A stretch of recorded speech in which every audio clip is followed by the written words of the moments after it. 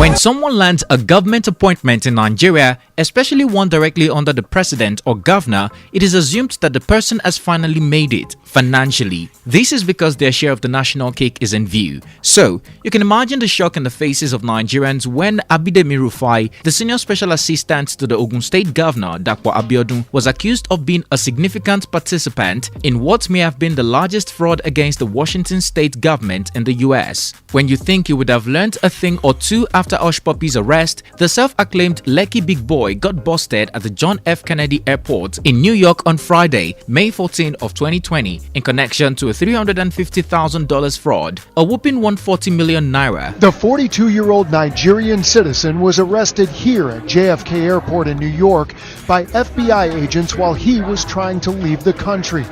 Department of Justice documents say the man's name is Abidemi Rufai, and they recognized him from his social media accounts.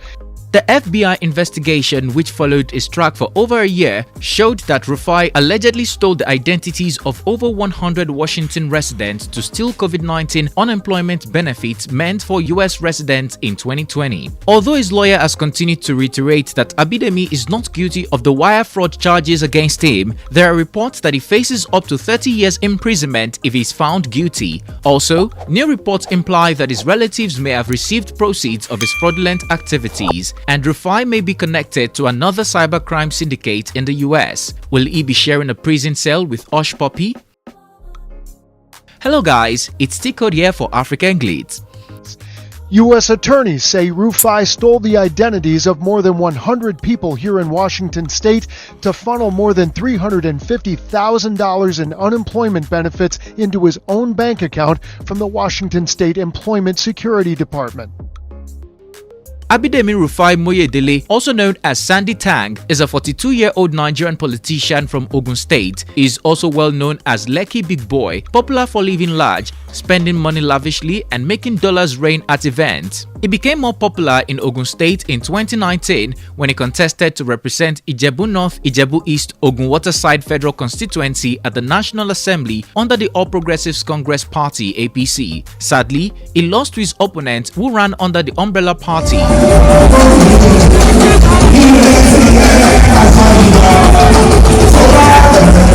Dapo Abiodun, the incumbent governor of Ogun State and his long-term business associate, decided to compensate for his loss by appointing him as his senior special assistant. Under his appointment as the governor's aide, he automatically became a revered personality in Ogun State. The Ijebu people decided it was fit to be conferred a chieftaincy title, a move they most definitely regret today. In January of 2021, Rufai was made a high chief in Ijebu land and conferred the title of Ogbeni Oja, Gbogbo Egbe Baba Mayegun Okunrin Akile Ijebu. 5 months after he was conferred the chieftaincy title and appointed an aide to the Ogun State Governor, he has now brought disgrace and embarrassment to the Ogun State people.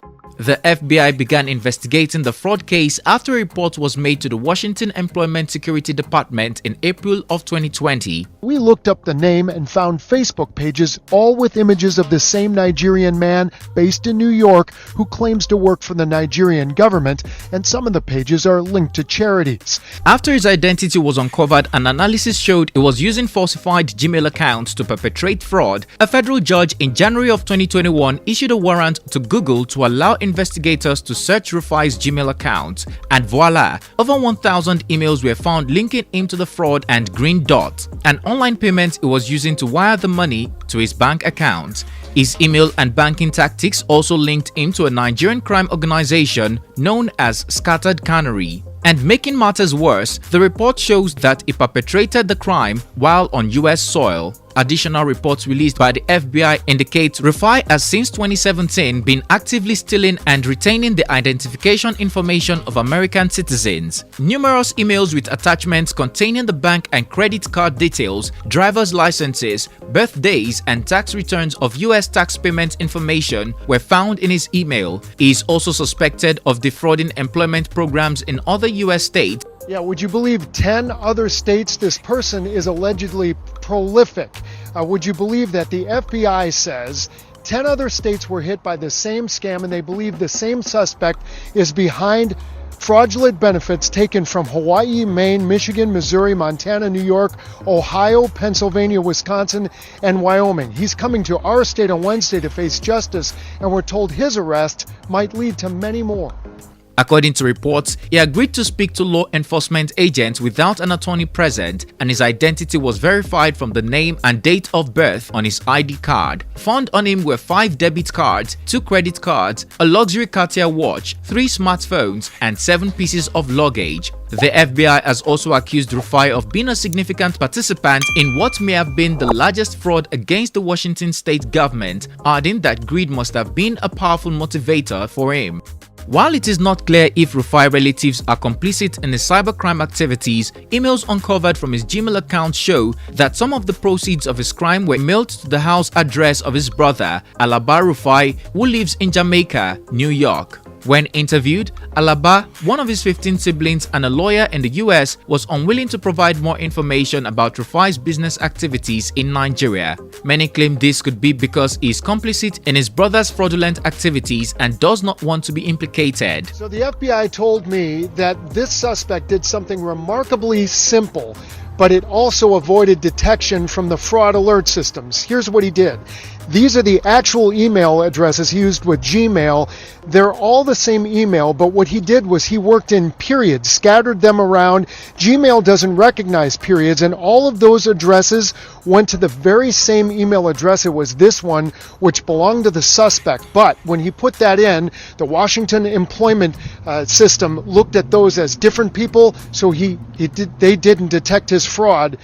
As we know, there is a saying that goes, if you do the crime, you should be ready to do the time. This certainly applies to Abidemi Rufai, but there is another saying that goes, innocent until proven guilty with the option of bail. Knowing this, his lawyer, Michael Barrow, who has since denied Rufai's involvement in the transaction uncovered in his Gmail account, has been working on securing his bail, but it looks like luck is not on their side this time. The US Department of Justice initially wrote to the US magistrate judge in the Eastern District of New York to deny Rufai bail application on the grounds that he poses a serious economic danger to the community if released. Also adding that he poses a huge flight risk, the US Department of Justice noted that if Rufai escapes to Nigeria, extradition will be difficult because of his ties to the Nigerian government, but the judge decided to grant him bail on condition that only a New York resident would post the bond of $300,000 and he would be restricted to travel only within New York and some parts of Washington with electronic surveillance. Also, the shorty will serve as his custodian until the trial. Sadly, everything has been going downhill from here. His brother Abidemi Rufai was unable to place the $300,000 bond for bail, and a registered Nigerian nurse, Nekpen Shoyemi, who resides in New York, opted to pay the bond, but it looks like she is now being investigated for fraud as well.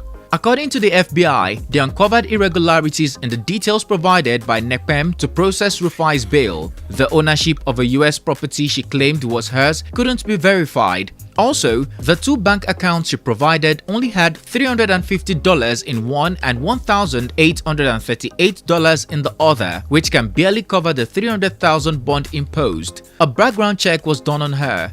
It was discovered that she was once suspected of a business email compromise scam by the Bank of America and was allegedly involved in a $135,000 fraud linked to a non-profit organization. A transaction involving a huge sum was also uncovered in her account, and when interrogated, she denied any knowledge of them. Following these revelations, there are now reports that Nekpem Shoyemi and Rufai may, in fact, are business associates in the fraud industry, and she may be going down with him. The move, without a doubt, had put fear on everyone in his circle who would have wanted to help him. In the meantime, Rufai's bail has been stalled and will be revisited on court on Tuesday, May 25 of 2021. On the other hand, Governor Dapo Abiodun of Ogun State has suspended Abidemi Rufai as his aide. The chief press secretary, who made the announcement, said, "Our position is that the law should take its course. The governor has ordered his immediate suspension from office to answer the charges against him." Nigerians have since decried that a suspension is tantamount to a slap on the wrist and called on the governor to do the right thing by sacking Rufai instead.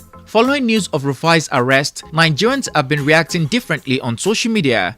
Here are a few of their reactions. A Twitter user wrote, "Cases like Abidemi Rufai's are the reason I'm less bothered about how much anyone has." Another user wrote, "Leadership selection in Nigeria is horrible. Scammers, drug lords, human traffickers have hijacked the government at all levels. They go into politics to clean their dirty money. Hushpuppi and Abidemi Rufai could become governors of their respective states if they weren't caught." Also sharing a photo of Rufai when he quoted, "The choices we make are ultimately our responsibility." A Twitter user wrote, "Abidemi is 100% right. I hope he's enjoying the consequences of his choices." Meanwhile, reports say that Rufai faces a maximum sentence of 30 years imprisonment because the fraud he allegedly committed relates to a presidentially declared major disaster for Washington state. Are you surprised this Lekki big boy did not learn from Hushpuppi, who went down for similar fraud? Do you think his lawyer can prove his innocence beyond a reasonable doubt? Do you foresee him answering for more charges with the information uncovered about the Nigerian nurse who offered to stand as his surety? And lastly, do you think he may be extradited to Nigeria or go to prison in the US for 30 years? Share your opinion in the comment section down below. If you found this video informative, please comment, like and share. Don't forget to subscribe for more well-researched African stories and news we know you'd like. Click on the bell sign to be notified every time we upload a new video so that you don't miss out. Thanks for watching and see you on our next one.